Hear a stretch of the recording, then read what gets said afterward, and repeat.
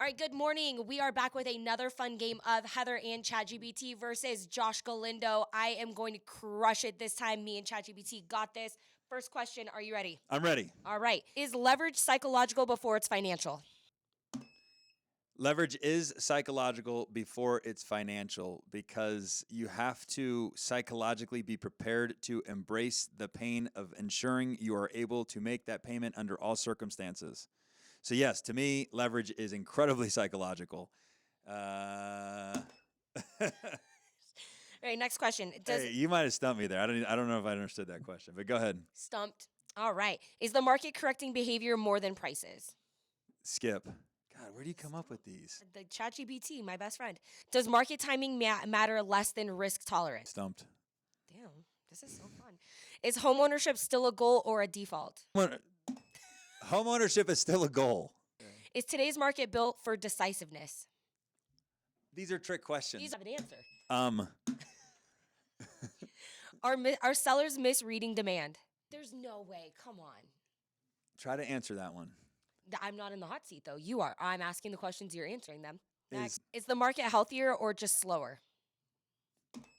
the market is substantially healthier. We don't want a boom or a bust. Anything that goes up must come down. So when these hyperinflationary things start to take place and everybody's all excited that the values of their homes are skyrocketing unrealistically, you have to remember that whatever goes up must come down. That is an unstable market. We don't like those types of markets. I prefer a market that has between 2 to 3 and 5% appreciation a year. I don't need to play the 25% appreciation game. So to me, I prefer a stable market. Does ownership still equal control? Absolutely. Ownership equals control. There's many facets of the control by owning the piece of real estate. If you have a dog, you get to have a dog. If you have a little daughter that wants to paint her room pink, you get to paint her room pink. If you have a son that wants to paint his room blue, you get to paint his room blue. You don't have to ask the landlord to do any of these things. You get to do whatever you want with your piece of real estate, aka your home. So yes, there's tremendous amounts of control. The other thing is that you're locking in your payment at today's price. Think about that. Think for just a second, if you could go back to 1980 and lock in 25 cents a gallon gas for the rest of your life, how many of us would do it?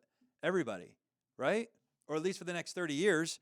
So the same thing is happening with your cost of living by buying. You're locking in your cost of living for the next 30 years. Think how incredibly valuable that is.